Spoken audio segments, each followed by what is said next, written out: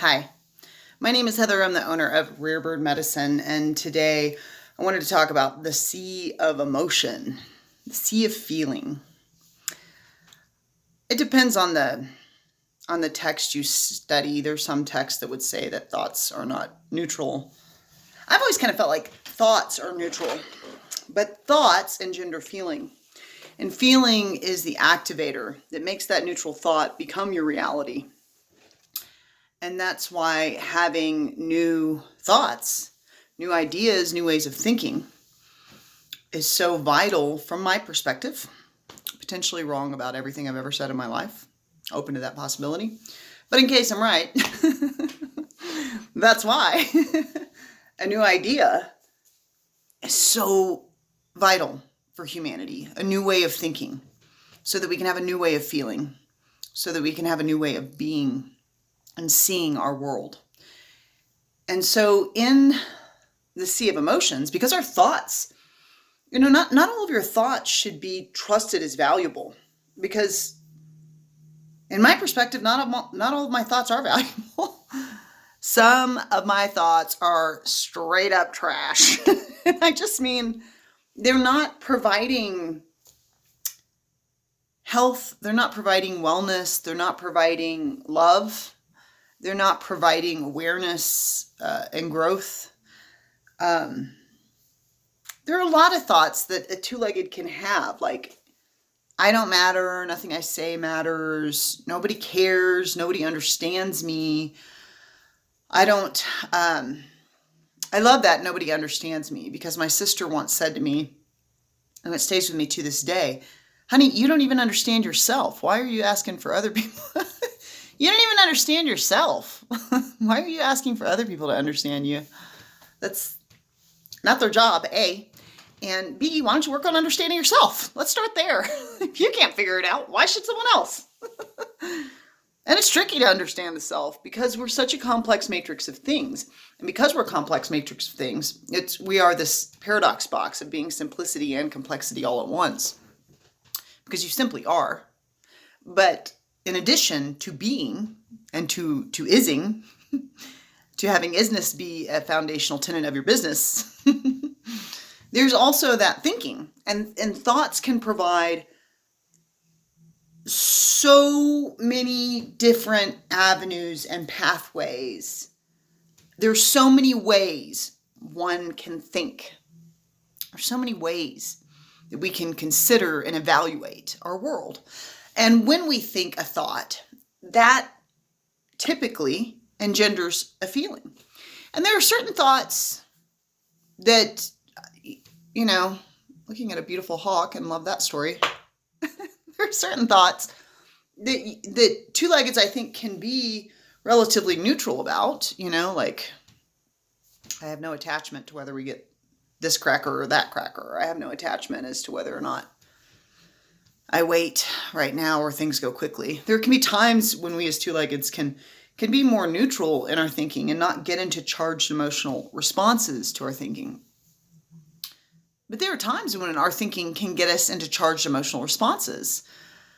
I was in a store the other day, and the woman in there had several employees around her, and she was like, I am the world. I was like, wow. WOW, life is fun. It's full of everything. Look at this. She's just like screaming at these employees. And my initial thought and emotional response to that situation was to want to go and protect the employees. As someone who's worked in the service industry, as somebody who's worked in a lot of different capitalist paradigms in which I'm a cashier, or I'm, doing service-related work in which you're expected to be like a superhuman of customer service, no matter what emotional situation is going on in the person that's talking to you. And I just felt great desire to protect the employees. I'm like, oh my God, you guys are not earning enough to deal with this lady's emotional hysteria right now, which could have stemmed from this year, could have stemmed from COVID, could have stemmed from a lot of different things. She could have just had somebody die in her family. We don't know. We don't know what causes somebody to just freak out in the middle of a store. Bless her. But then on the drive home, I thought about that, and I thought, she's in an emotionally charged state, which means she's been holding some thoughts that have gotten her to a place to where I'd venture to guess most days of her life when she's in the store, she's not screaming at the employees that she is the world, which was a really cool affirmation, frankly.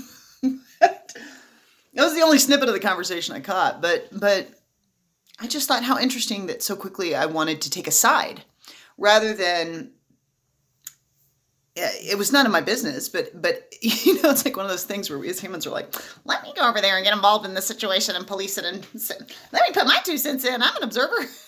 So on the drive home, I just thought, man, what if instead of going over and being like, is there a situation here? Do you need help? Do you need me to assist you out of the store, ma'am? Are you having a breakdown?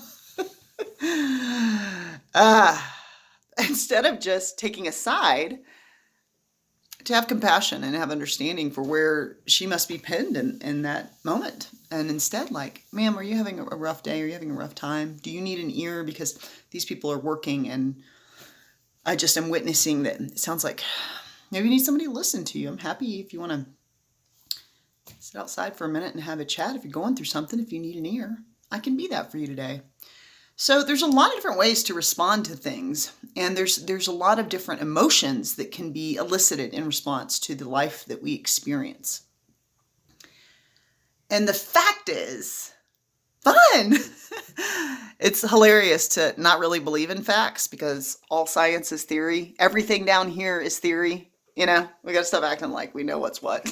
This could all be a dream, everybody. This could all be a simulated program. We don't know. So, but the fact is, I just endlessly internally make myself laugh, that you're going to feel it all. You're going to feel it all. You're going to have moments of joy, moments of clarity, moments of alignment, moments of divine assignment.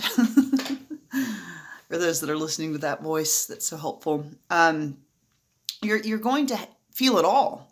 And you're also going to feel angry, and you're going to feel sad, and you're going to feel depressed, and you're going to feel righteous, and you're going to feel judgmental, and you're going to feel all the things in the sea of emotion. What's interesting is to know something, and yet not do the work to have that situation be easier for you. You know you're going to die. You get to die, as I say. Fun! I can't wait.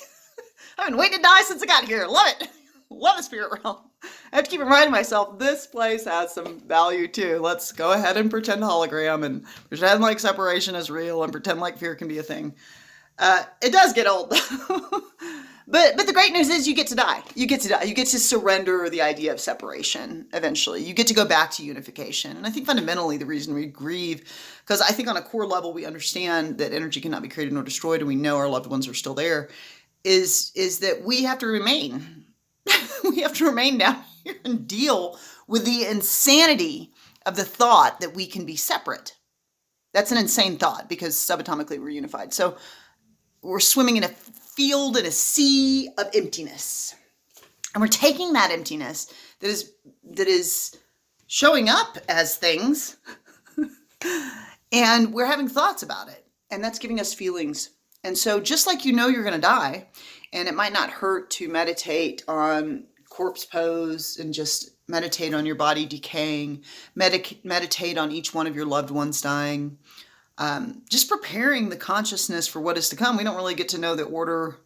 Most of us, we don't get to know how, why, blah, blah, blah, what the cause of our death will be. But we do know it's coming. We do know it's coming. We do know we're going to experience death. For me, it wasn't an option. About 50 people have died that I've loved. So I just kept learning from that beautiful teacher. Fun. That's mostly what I do down here. It's very stuff. Fun. But eventually you make peace with it if you put attention on it. In that same vein, you know you're going to have emotions. You know you're going to get irritated. You know you're going to get aggravated. You know you're going to get sad. You know you're going to get mad. You know you're going to get... So it is valuable and precious to take time to get present with one's own thinking, one's feelings, to be aware of like, how do I want to express anger? Because that's going to happen. How do I want to express it? Do I want to give myself the opportunity when I'm mad to get in the car, go for a short drive, and yell at the top of my lungs, which is Heather's solution, because nobody has to listen to it, but I still get the anger out? Do I need to paint my anger? Do I need to, journal about it? Oh, I'm so mad. Or do I want those emotions based on my thinking to leak out into my life in ways that can create disharmony and dysfunction for others and for myself? It's not about looking good. I always say the very least thing that you can offer me in this world is attractiveness. That's the lowest, most nothing thing that you could, oh, you're attractive?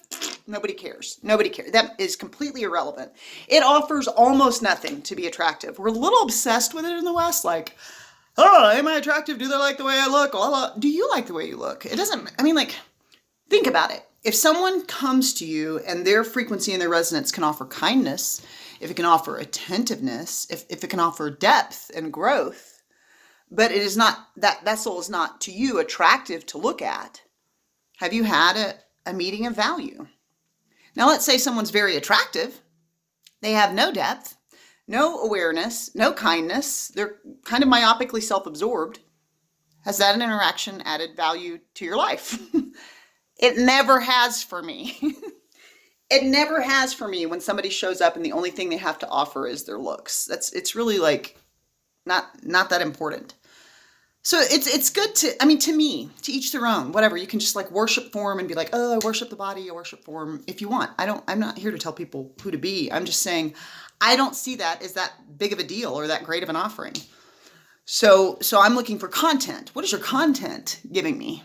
And then I'm asking myself about my content. What is my content giving me and giving the world?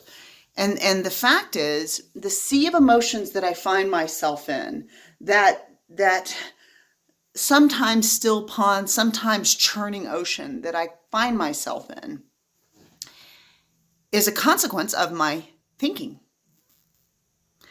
And I'm going to feel it all. I'm going to continue. I'm now 45.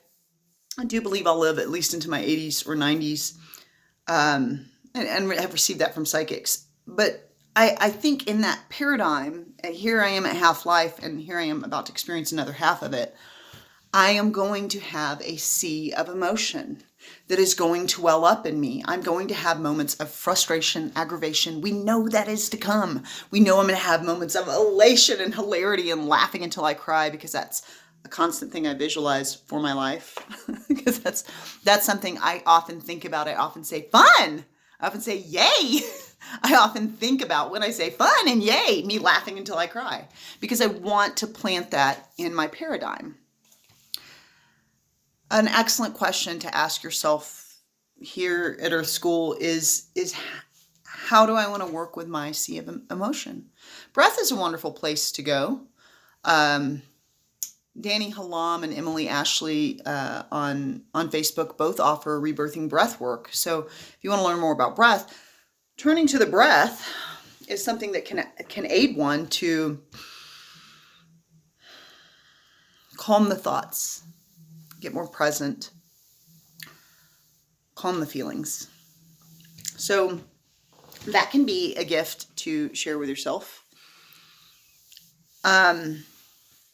Anything that you want to have a natural habitual response to, you would need to incorporate as a habit into your life. What habits would you like to add this year to your life regarding your emotions and how to process them?